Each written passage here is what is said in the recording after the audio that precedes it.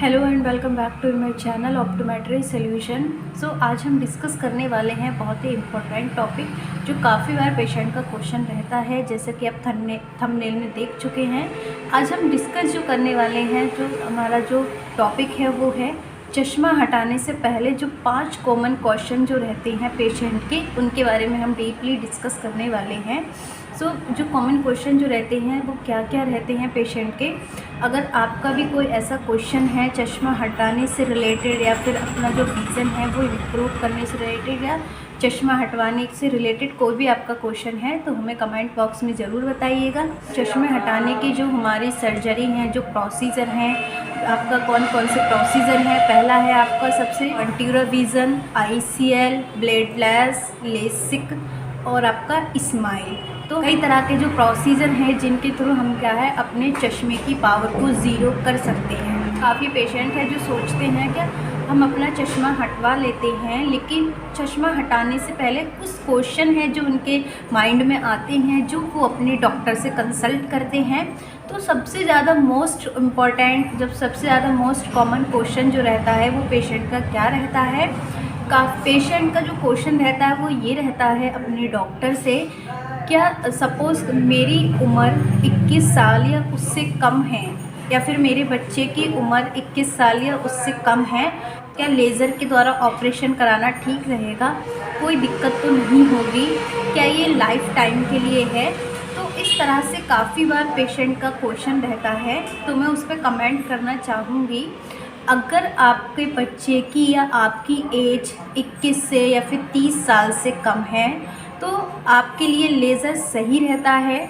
अगर एक चीज़ मैं आपको बता दूं, 30 साल से देखा गया है कि ये जो हमारी जो प्रोसीजर हैं, ये चश्मा हटाने की, वो पूरी तरह सक्सेसफुल हैं। ऐसा नहीं है कि ये कुछ टाइम के लिए हैं या फिर किसी तरह से इनका जो है रिज़ल्ट अच्छा नहीं मिला है।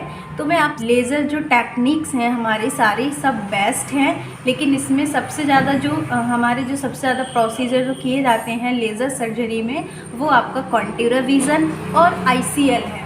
अब बेसिकली इनको समझ लेते हैं कि कंट्यूरल विज़न और ICL जो हैं उनमें क्या डिफरेंस होता है, क्या ये सेम होते हैं।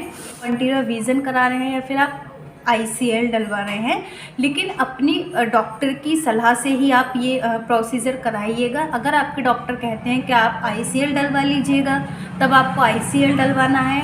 अब शायद डॉक्टर क्यों बोलते हैं कि आप कंट्यूरल विज़न की जगह ICL डलवाइएगा।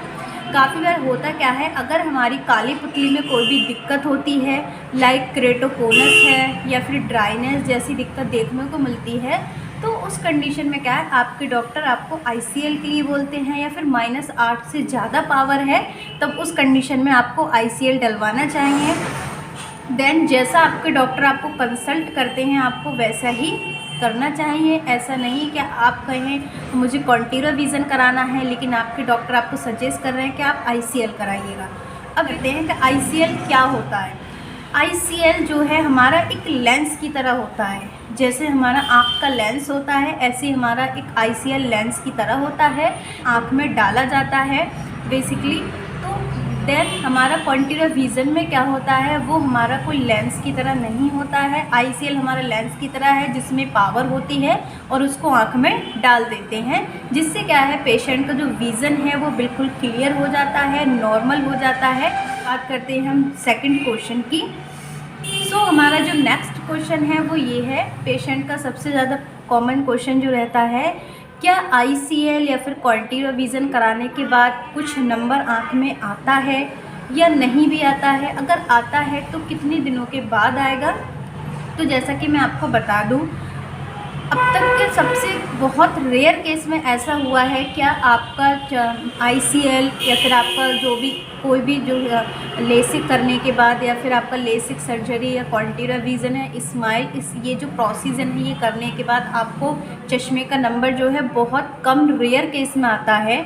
अगर आपके सारे जितने भी चेकअप हैं सारे प्रॉपर सही हैं, उस कंडीशन में क्या है आपको कोई भी पावर नहीं आती है। तभी इन केस 100 में से 1-2 केसेस ऐसे होते हैं जिनमें आधा या पौना नंबर आ जाता है। तो उस कंडीशन में क्या करते हैं, पॉलिशिंग कर देते हैं, सबसे पहले क्या करेंगे, नॉर्मली जैसा आपका क्या है सर्जरी हो गई, उसके बाद देखते हैं कि आपका विज़न 6/6 है या फिर आपका हाफ या पौना नंबर आ रहा है। तो उस कंडीशन में क्या करेंगे, क्या आपका 1 महीने तक क्या है, आपको जो आपकी जो आइज़ हैं उनको ऐसे ही रहने देंगे आधा या पौन नंबर के साथ। फिर 1 महीने बाद क्या है उस पर पॉलिशिंग कर देंगे। पॉलिशिंग करने के बाद क्या है, जो आपका चश्मे का नंबर हाफ या पौन आ रहा है वो पूरी तरह से हट जाता है। तो ये जो प्रोसीजर है, देन अगर काफ़ी बार फिर ये भी क्वेश्चन इस पे आता है, ये भी क्वेश्चन रहता है कि एक बार पॉलिशिंग कराने के बाद दोबारा पॉलिशिंग हो सकती है। जी बिल्कुल, पॉलिशिंग जितनी बार पॉलिशिंग कई बार आप करा सकते हैं, ऐसा नहीं है कि पॉलिशिंग एक बार होने के बाद दोबारा नहीं हो सकती। देन उसके बाद हम बात करते हैं अपने थर्ड क्वेश्चन की। तो जो मोस्टली जो हमारा क्वेश्चन जो रहता है पेशेंट का वो ये रहता है, क्या मेरा चश्मा हटने के बाद, मेरी नज़र 6/6 होने के बाद क्या मुझे 40 साल के बाद कोई दिक्कत आएगी, या फिर मेरा जब 40 साल के बाद कहते हैं कि पास का चश्मे का नंबर आता है, क्या मुझे लेज़र कराने के बाद भी वो चश्मे का नंबर आएगा? जी बिल्कुल, आपका क्या है, अगर आप कोई भी लेज़र प्रोसीजर करा रहे हैं तो आपको 40 साल तक कोई पावर नहीं आएगी। देन 40 साल के बाद आपको पावर आएगी, वो भी आपका नियर में आएगी, ना कि डिस्टेंस में, क्योंकि डिस्टेंस की जो पावर रहेगी आपकी बिल्कुल ज़ीरो रहेगी 40 साल तक। देन उसके बाद हम बात करते हैं, क्या 40 साल के बाद या फिर 50+ की एज में आपको नॉर्मली मोतिया भी बनेगा? ऐसा नहीं है कि लेज़र कराने के बाद आपको मोतियाबिंद की शिकायत नहीं होगी। तो ये जो हमारा जो प्रोसीजर है उसमें क्या होता है, हमारी आई बिल्कुल नॉर्मल हो जाती है। 40 जैसे नॉर्मल व्यक्ति की आँख होती है 6/6, उसको 40 साल के बाद चश्मे का नंबर आता है, ऐसे ही सेम उस पेशेंट के भी सेम कंडीशन फॉलो होगी जिसने लेज़र कराया है। 40 साल के बाद चश्मे का नंबर आएगा, 50+ में आपको मोतियाबिंद भी हो सकता है या फिर मोतियाबिंद होगा। तो ऐसा नहीं है कि लेज़र कराने के बाद आपको मोतियाबिंद नहीं होगा या फिर आपको 40 साल के बाद का जो पावर है हमारा नियर का पावर वो नहीं आएगा। बात करते हैं जो हमारा नेक्स्ट 4th क्वेश्चन है जो पेशेंट का कॉमन रहता है, क्या सर्जरी के बाद मुझे कोई साइड इफ़ेक्ट दिखाई देंगे या फिर कोई दिक्कत होगी? तो मैं आपको बता दूं, सर्जरी के बाद आपको हल्की फुल्की ड्राइनेस हो सकती है, ग्लेयर्स दिखाई दे सकते हैं या फिर आपको फ्लोटर्स दिखाई दे सकते हैं। आपको ड्राइनेस होगी तो उसके लिए आपकी ड्रॉप वगैरह, लुब्रिकेटिंग ड्रॉप आपकी जो है ट्रीटमेंट के साथ में चलेंगी जब आपका सर्जरी हो जाएगा। बाकी आपको कोई भी मेजर कोई भी साइड इफ़ेक्ट नहीं मिलेगा, आपको ड्राइनेस या फ्लोटर्स या फिर ग्लेयर्स देखने को मिल सकते हैं। देन हम बात करते हैं अपने क्वेश्चन नंबर 5 की, जो हमारा पेशेंट काफ़ी बार पूछता है, क्या ऑपरेशन कराने के बाद मैं कितने दिनों बाद अपना वर्क कर सकता हूं?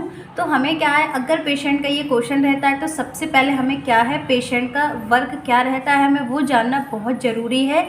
सपोज़ करिए किसी पेशेंट का वर्क है, आपका कंप्यूटर वर्क रहता है, उसका काफ़ी ऑफिस वर्क है, कंप्यूटर वर्क है, या फिर स्टडी का है, या फिर उसका क्या है फील्ड का कुछ वर्क है। तो अगर आपका कंप्यूटर वर्क रहता है आपका काफ़ी, या फिर स्टडी का वर्क है, देन आप उसको नेक्स्ट डे से कर सकते हैं, क्योंकि नेक्स्ट डे आपका क्या है, अगर बिल्कुल सारी रिपोर्ट्स पूरा सर्जरी आपकी एकदम अच्छी रहती है तो आपको नेक्स्ट डे क्या आपका विज़न पूरी तरह क्लियर हो जाएगा। आप कंप्यूटर या फिर स्टडी कर सकते हैं, लेकिन उसमें भी एक लिमिट्स के साथ। ऐसा नहीं है कि आप क्या है काफ़ी 6-6, 7-7 घंटे आप कंप्यूटर या स्टडी करके आँखों पर प्रेशर नहीं आना चाहिए। नॉर्मली आप देख सकते हैं, नॉर्मली आपका जो है 1-2 घंटे कंप्यूटर या स्टडी कर सकते हैं नेक्स्ट डे से। इनकेस अगर किसी का वर्क जो है लाइक किसी का मजदूरी का काम है या फिर किसी का वैसा हैवी काम है वर्किंग का, तो उस कंडीशन में क्या उसको 1 से 2 वीक उसको क्या है रेस्ट करना है। कुछ ऐसा हैवी वर्क नहीं करना है लाइक वजन उठाने का या मेहनत मजदूरी का, तो वो इस तरह से वर्क नहीं करें। 2 से 3 वीक वो क्या है आराम करें। तो ये कुछ जो हमारे पॉइंट्स थे जो हमें सर्जरी से पहले के जो हमारे काफ़ी पेशेंट के क्वेश्चन रहते हैं, अगर वो अपने डॉक्टर से सर्जरी के बारे में कंसल्ट करते हैं, लेज़र कराने के बारे में कंसल्ट करते हैं। देन दूसरा क्या है, काफ़ी बार पेशेंट ये भी पूछता है क्या आगे जाके कोई भी दिक्कत, कोई ज़्यादा बड़ी दिक्कत तो नहीं होगी डॉक्टर साहब, क्योंकि ये जो है ये भी एक सर्जरी ही है एक तरह से। तो ये भी क्वेश्चन काफ़ी बार ये नॉर्मल क्वेश्चन रहता है, बट मैं आपको बता दूं ये क्या है, हमारा कोई सर्जरी नहीं होता है, ये एक तरह का प्रोसीजर है। क्योंकि ये सर्जरी इसलिए नहीं होता है, ये हमारा पूरी तरह ब्लेडलेस है, कहीं भी चीरा फाड़ी नहीं की जाती है, कोई इंजेक्शन वगैरह नहीं लगा जाता है। ये नॉर्मल प्रोसीजर है जिससे क्या है, हमारा जो चश्मे की पावर है वो नॉर्मल हो जाती है, विज़न जो है वो पूरा 6/6 हो जाता है। तो आपको इससे डरने की बिल्कुल ज़रूरत नहीं है। अगर आप अपने मोटे चश्मे से परेशान हैं, आप चाहते हैं कि मेरा विज़न नॉर्मल हो जाए, तो आप देन उस कंडीशन में क्या है, आप लेज़र करा सकते हैं। लेज़र पूरी तरह सेफ़ है, ये USFD से अप्रूव्ड है, इसमें कोई भी इसमें ऐसा कुछ नहीं है कि आपको आगे जाके दिक्कत होगी। जो दिक्कत होगी वो मैं आपको बता चुकी हूँ, देन इससे ज़्यादा आपको कोई भी दिक्कत नहीं होने वाली है। अगर वीडियो आपको पसंद आई हो तो प्लीज़ चैनल को सब्सक्राइब कीजिएगा, वीडियो को लाइक कीजिएगा, ज़्यादा से ज़्यादा अपने फ्रेंड्स लोगों के साथ शेयर कीजिएगा। Thank you so much for the watching video.